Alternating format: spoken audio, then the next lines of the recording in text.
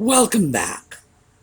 Well, it got up to almost 100 degrees here today, hence the light clothing, but I still managed to get out to a couple of our local antique shops. I have some pretty interesting footage for you, but we are going to start off with a bad cat story. So, when we come back,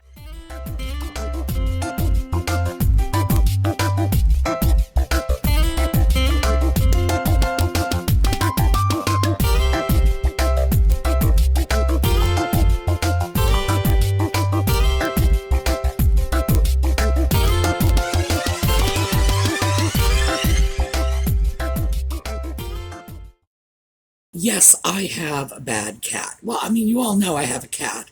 This is his YouTube channel, as he always makes very clear to us.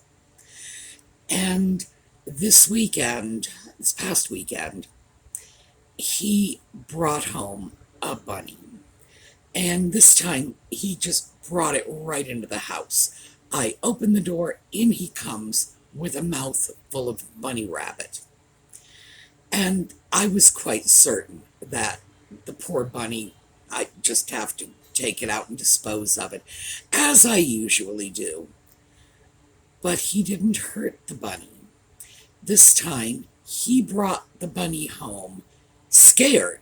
This was a terrified little rabbit, but all in one piece without a single nick on it. And I was thinking about that, and I realized that it's been almost 2 years since our dog passed away. And I'm beginning to think Audie is searching for a new companion pet. A bunny is not going to work, but I'm thinking he wants a dog. So we'll have to see.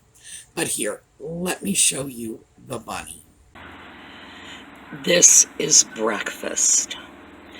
This is a little baby bunny that Audie brought into the house this morning, hence the name. That is exactly what he was planning for this little guy. He was very good, though. He let me take the bunny out of his mouth. The bunny was not physically injured, terrified, but not hurt. So we are sitting in a little hamster cage with some spinach until we are recovered enough to release back into the wild. Hopefully he will find somewhere to go where there isn't a predatory cat. Although, frankly, I was really proud of Audie because he didn't kill the bunny. He didn't try to eat it. He brought it in the house. So he's getting better. He's learning. He doesn't want vermin in his yard, but he's becoming more constructive in his methods of dealing with it. So I see this as quite an improvement. Well, I think little breakfast has had enough recuperating time. He's been here for a couple of hours. The spinach has gotten wilty and he's not touching it, but it's been warm and it's been safe and it's been soft. So I think it's about time. Okay, we're gonna go. Oh, fortunately he did not run straight into the street. So all in all, I think this is a step in the right direction. He's not killing them anymore. He's still catching them. And I honestly don't know how he does it. The cat has bells on his collar. You can hear him coming a mile off. When he goes out before dawn, I put red and blue flashing lights on his collar. How is he catching anything? Anyway, he is, but the bunny survived the experience and lived to be caught another day. So, like I say, we're moving in the right direction. All right, today I went to both Lutz and Bedford We are going to start off with Bedford Antiques, and if I have time, I'll show you what I did at Lutz. But before we get into that, like I say, 100 degrees today, and I wanted to show you this. Now, let me turn this on.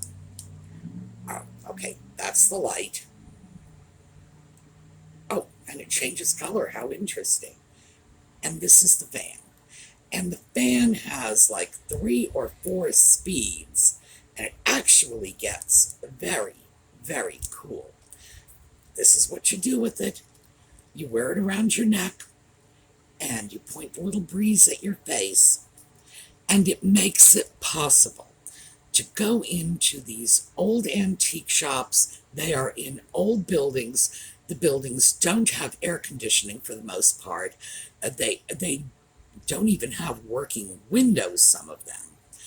And so going in the heat of the summer, especially on the upper stories, can be a pretty grueling experience.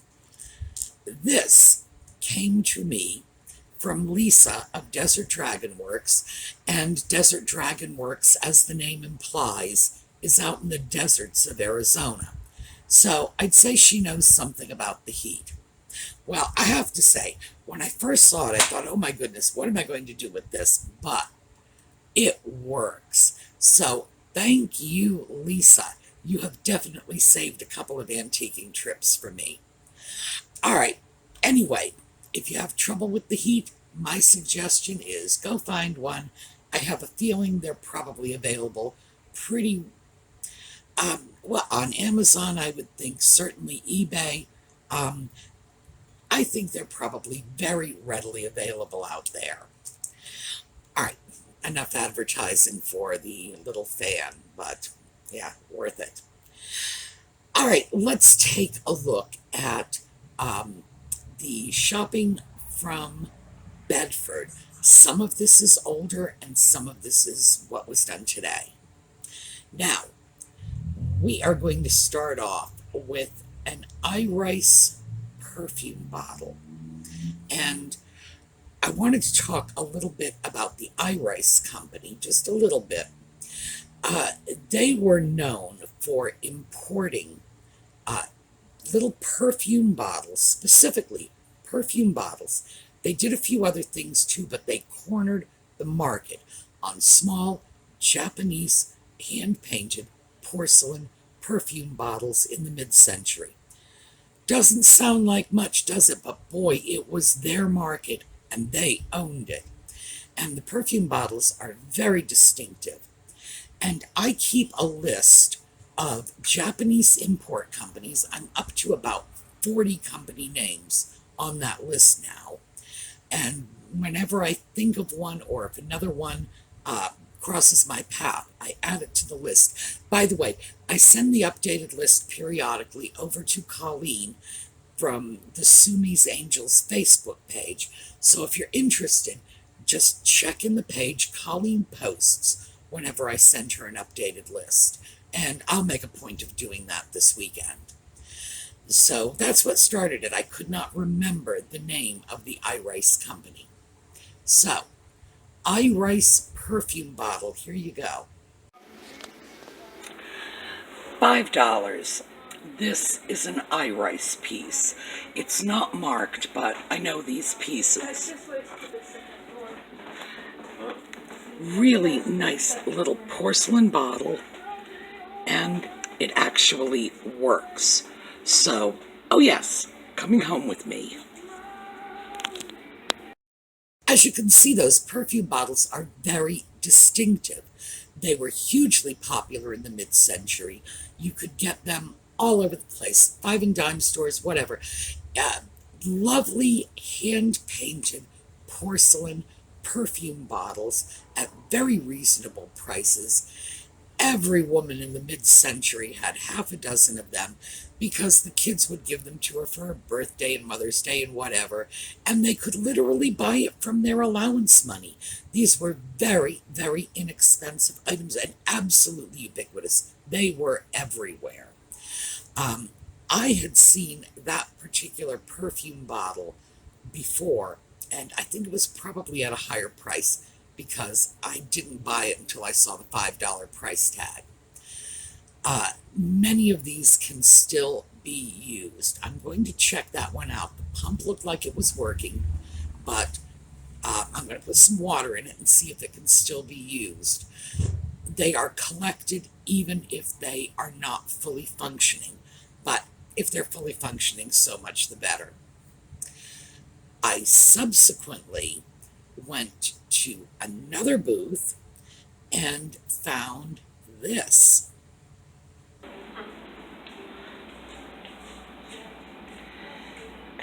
$8, and this is a set of Japanese import salt and pepper shakers. Nice little pieces. They look like the pieces iRice did. Salt and pepper shakers converted from their perfume bottle line, but these are not iRice pieces. There is the remains of a sticker on the bottom. iRice didn't use stickers. They actually printed their name on the bottom, and I'm going to have to compare that. I think I may be able to identify the import company from that sticker. Anyway, $8, it's a good price. It's coming home with me. Yeah, these are iRice bottles. They were perfume bottles, and then somebody, I don't know if it was the iRice company, it probably was, put salt and pepper, just screwed on salt and pepper lids. We saw a set like this probably about a month ago when I was at the Fancy Schmancy antique store, and I mentioned that these were basically iRice bottles with the little lids. So you are seeing them now as salt and pepper shakers as well. I got those two pieces, the perfume bottle and the set of salt and pepper shakers, on the same trip. So, and that was part of the reason that I got them both. The perfume bottle was $5. The salt and peppers were $8. Interesting. And that's the reason that's unusual, is the perfume bottles are more collectible. So I would have expected a higher price on the perfume bottle. But hey, glad to get them both. Next up, another set of salt and pepper shakers. Salt and peppers. Got a little teapot and a little coffee pot, and ooh, alrighty.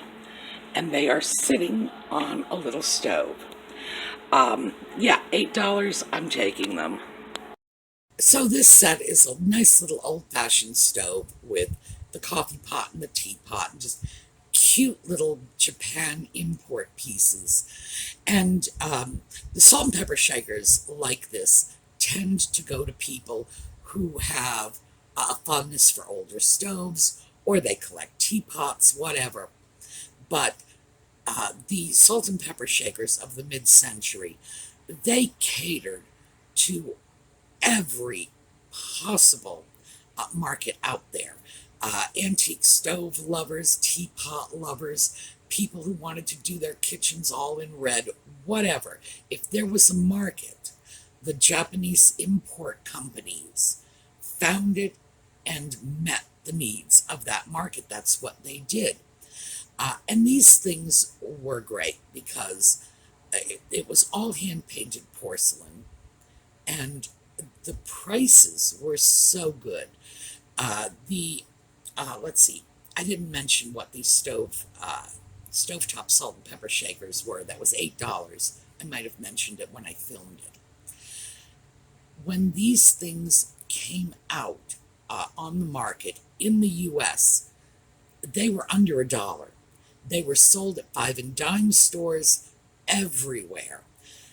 And it was wonderful because being able to import from Asia, and this happened after the Second World War. Prior to the Second World War, Asian imports could be very expensive, but afterward, no, not so much.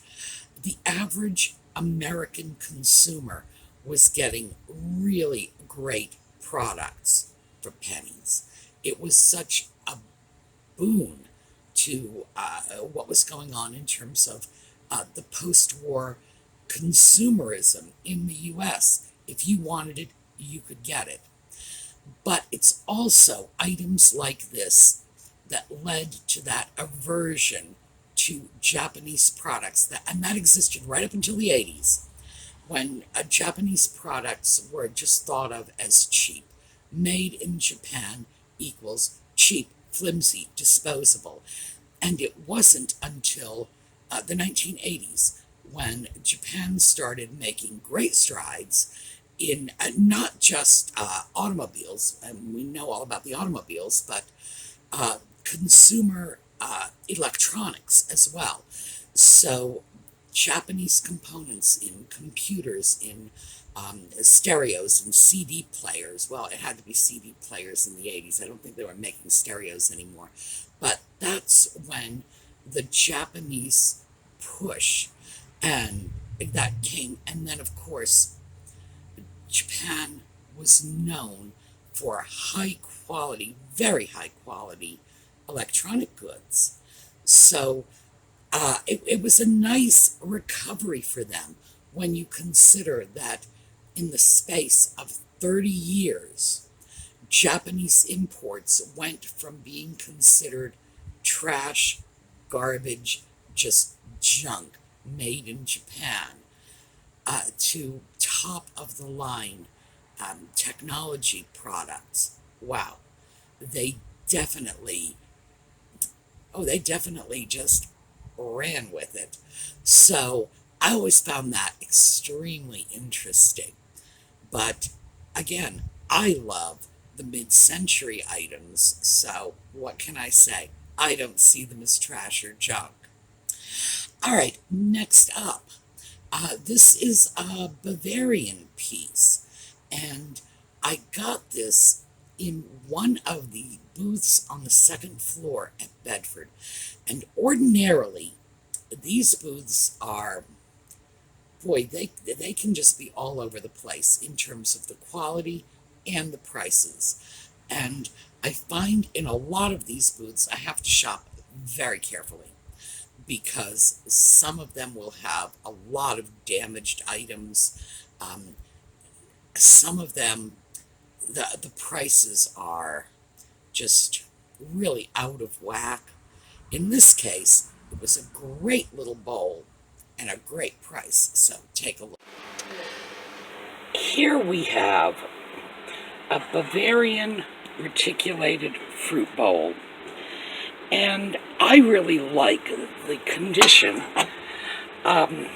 Even though it's a reticulated piece, there's a certain simplicity to it that appeals to me, and for $6, I am taking this home because I have a lot of smaller plates with the same purple-green combination, so I'm pretty sure this will end up on a Tidbit tray. Frankly, even if it doesn't, that plate will sell on its own. As it happens, I have a couple of smaller plates, mostly European, in my Tidbit tray stash, and they have grapes or violets or other little purple flowers, and I thought, boy, this reticulated bowl is going to do very well in a Tidbit tray. It's probably what's going to happen to it, but sometimes I look at that stash of plates and I think, boy, I shouldn't be adding any more to it, but I always do. It's the hoarder in me, I'm sure. So who knows? I may end up just saying, well, this plate's going to go out as is. But it was the idea of having this for a Tidbit tray that originally struck me, and that's why I made the purchase.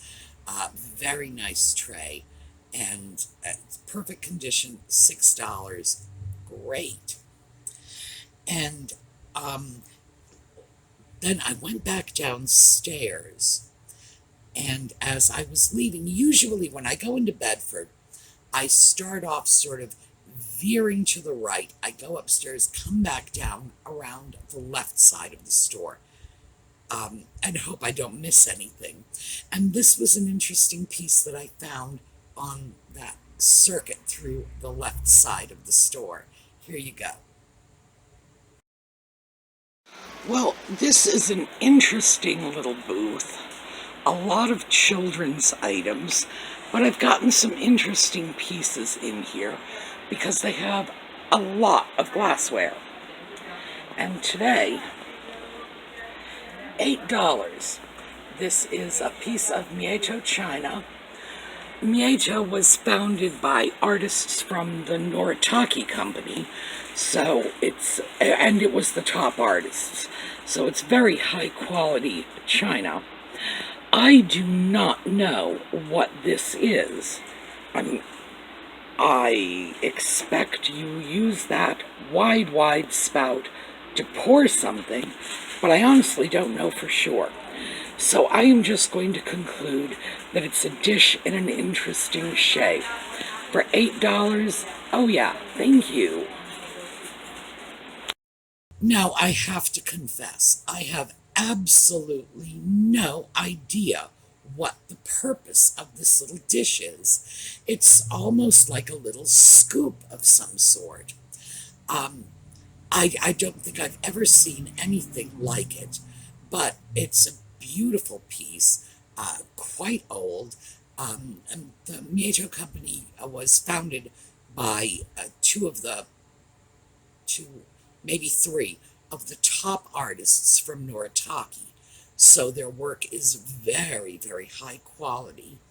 And I've seen estimates on Mieto pieces from like places like Antiques Roadshow, where they will say, yeah, you're looking at about $50, and that's the bottom end of the market. So the pieces are valuable. I have to figure out what this piece is. I really must know. So if you've got any ideas, let me know, because it's very intriguing. But it's also very beautiful. It will make a great candy dish. I'm not sure, it might even be an ashtray, maybe even for pipes or something large that you would set onto an ashtray. No idea. And at this point, I'm just sort of pulling things out of thin air. All right, so that is what we're going to do for today.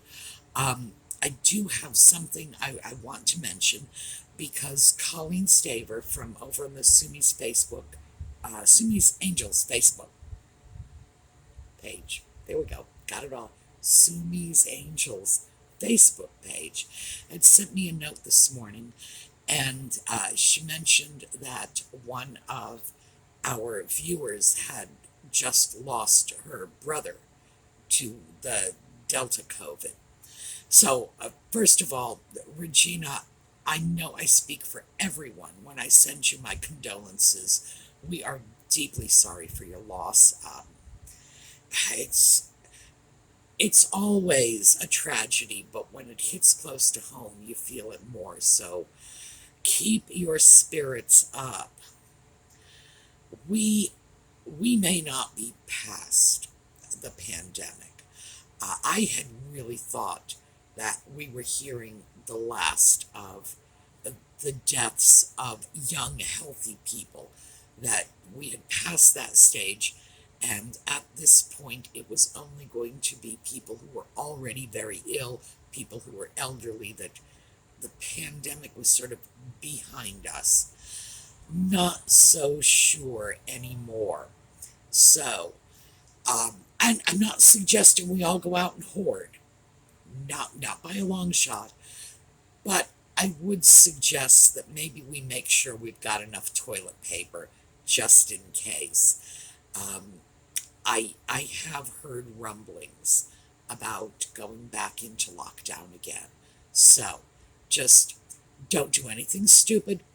No hoarding. Because you all know my opinion on those criminal people who were selling toilet paper for $5 a roll, hand sanitizer, and so on.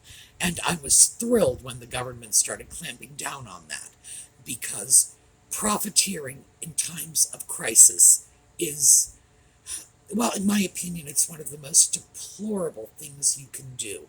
When it is a time of crisis, we need to reach out and help one another, not try to take advantage of it for personal gain. That's not okay in my book.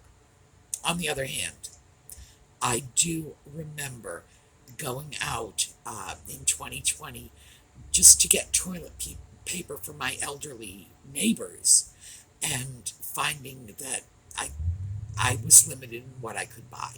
So all I would say to this is be smart, be prepared, don't go crazy.